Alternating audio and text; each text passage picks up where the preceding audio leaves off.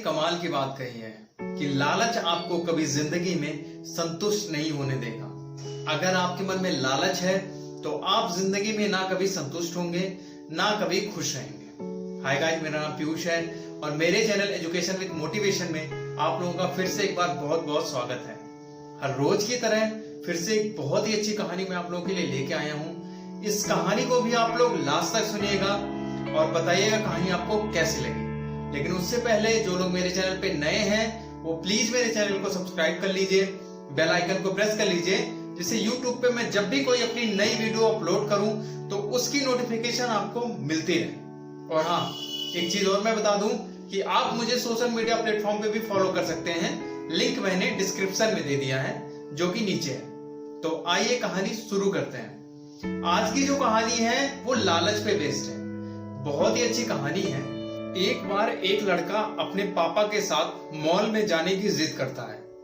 पापा उसकी जिद के आगे हार मान जाते हैं और उसको मॉल के अंदर लेके जाते हैं। लड़का जब मॉल के अंदर जाता है तो वहां बहुत सारी चीजें एक साथ देख करके बड़ा खुश होता है और दौड़ के वो खिलौने वाले पार्ट्स में चला जाता है जहां पे खिलौने बिक रहे होते हैं। वहां जाता है तो उसको एक बॉल पसंद आ जाती है और वो अपने पापा से उस बॉल को लेने के लिए जिद करने लगता है।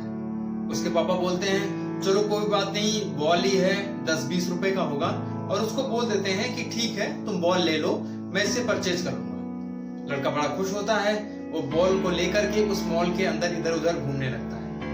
तभी वहां पे उसकी नजर एक खिलौने के ऊपर पड़ती है, जो एक कार होता है, प्लास्टिक का कार होता है, उस पे नजर पड़ती है।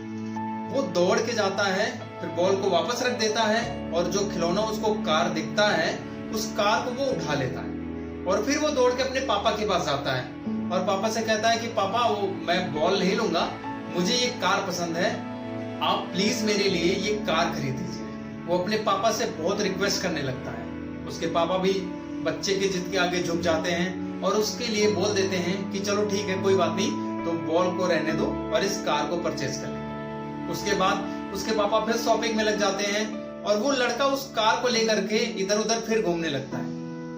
तभी उसकी नजर वहां पे एक बैट पे पड़ती है, जो बॉल बैट होता है उस पे। वो लड़का आता है और कार को वहीं रख करके वो बॉल बैट को ले लेता है और फिर दौड़ के वो अपने पापा के पास जाता है कि पापा मुझे ये बॉल बैट पसंद आ गया है, अब मैं इस बैट बॉल को ही खरीदूंगा, मुझे कार नहीं चाहिए। उसके पापा उससे कहते हैं कि बेटा जो तुमको लेना है वो ले लो, एक बार में डिसाइड कर लो।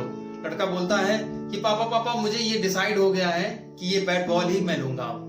पापा बोलते हैं चलो ठीक है, तुम्हारा फाइनल है। लड़का बोलता है कि पापा एकदम फाइनल है, इस बैट बॉल के अलावा मैं अब कुछ नहीं लूंगा। पापा बोलते ठीक है। पापा फिर उसके शॉपिंग में लग जाते हैं, जो उनको घरेलू सामान लेना होता है। लड़का फिर वो बॉल बैट लेकर के वहां पे घूमने लगता है। तभी उसकी नजर वहां पे एक छोटे से साइकिल पे पड़ती है। अब लड़के के मन में यह आता है कि मैं बैट बॉल क्या करूंगा, इसके लिए मुझे कोई ना कोई चाहिए खेलने के लिए। साइकिल होगी तो कम से कम मैं उससे अकेले घूम पाऊंगा। वो जाता है, वो बैट बॉल को वहीं पे रख करके वो साइकिल उठा लेता है और फिर दौड़ के अपने पापा के पास आता है और अपने पापा से कहता है कि पापा वो बैट बॉल के लिए मुझे 2-4 लोगों की जरूरत पड़ेगी, ये साइकिल रहेगी तो अगर आप मुझे कोई काम बताएंगे तो वो काम भी मैं कर लूंगा और इसके लिए मुझे किसी के साथ की जरूरत नहीं है और मुझे साइकिल चलाना अच्छा भी लगता है। तभी वहां पे मॉल में अनाउंस होता है कि आपको जो भी लेना है वो जल्दी से ले लीजिए, क्योंकि अगर मॉल की लाइट बुझ जाएगी तो फिर आप कुछ भी नहीं ले पाएंगे। उसके पापा उस लड़के से कहते हैं कि बेटा जो भी लेना है जल्दी ले लो, नहीं तो ये मॉल की लाइट अगर बुझ जाएगी तो फिर तुम्हें कुछ नहीं मिल पाएगा। लड़का बोलता है कि पापा ये जो साइकिल है ये मेरी फाइनल है, इस साइकिल के अलावा अब मुझे कुछ नहीं चाहिए। पापा बोले ठीक है। पापा फिर अपनी शॉपिंग में लग जाते हैं। लड़का वो साइकिल लेकर के फिर चलाते हुए उस मॉल में घूमने लगता है। तभी उसकी नजर एक इलेक्ट्रिक बाइक पे पड़ती है और वो देखता है कि बाइक में तो पेडल ही नहीं मारना। वो साइकिल को वहीं छोड़ करके उस बाइक को ले लेता है और फिर उसको चलाते हुए अपने पापा के पास जाने लगता है और वो अपने मन में सोच लेता है कि अब मुझे साइकिल नहीं चाहिए, अब मैं ये मोटरसाइकिल ही लूंगा।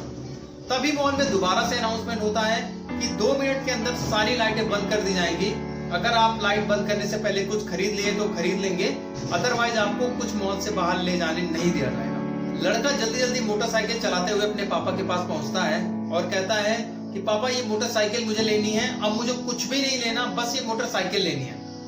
पापा बोलते हैं कि तुम्हें जो लेना है जल्दी ले लो, क्योंकि अगर ये मॉल की लाइट बुझ गई तो मैं तुम्हें कुछ भी खरीद के नहीं दे पाऊंगा। इतनी देर में उस मॉल की लाइट बुझ जाती है और लड़के के पास इतने सारे ऑफर रहते हुए भी वो कुछ नहीं ले पाता, क्योंकि उसका मन स्थिर नहीं था। दोस्तों, हम लोगों की लाइफ भी कुछ इस बच्चे की तरह ही है। जैसे इस बच्चे के पास इतनी सारी चीजें रहते हुए भी ये किसी चीज को नहीं ले पाया, क्योंकि इसका जो ध्यान था वो एक जगह पे नहीं था। ऐसे ही हम लोगों के साथ भी होता है। हम लोगों को भी अगर कुछ लेना होता है, लाइफ में कुछ करना होता है, कुछ आगे बढ़ना होता है, तो हम एक जगह फोकस नहीं कर पाते हैं।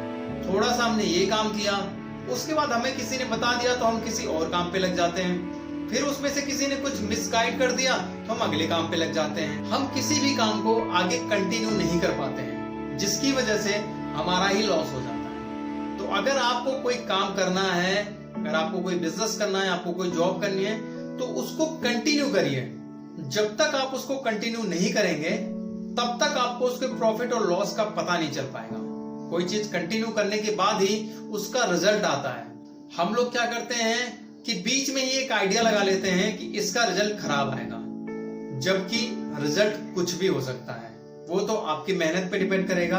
आप जितनी ज्यादा मेहनत करेंगे, जितने लगन से, जितने मन से आप काम करेंगे, आपका रिजल्ट भी उतना ही अच्छा होगा। आज तक आपने कभी नहीं सुना होगा कि अगर आपने कोई काम या किसी इंसान ने कोई काम अच्छे मन से किया हो, दिल लगा के किया हो और उसका रिजल्ट खराब आ जाए। तो दोस्तों, अपने आप को जज करना सीखिए।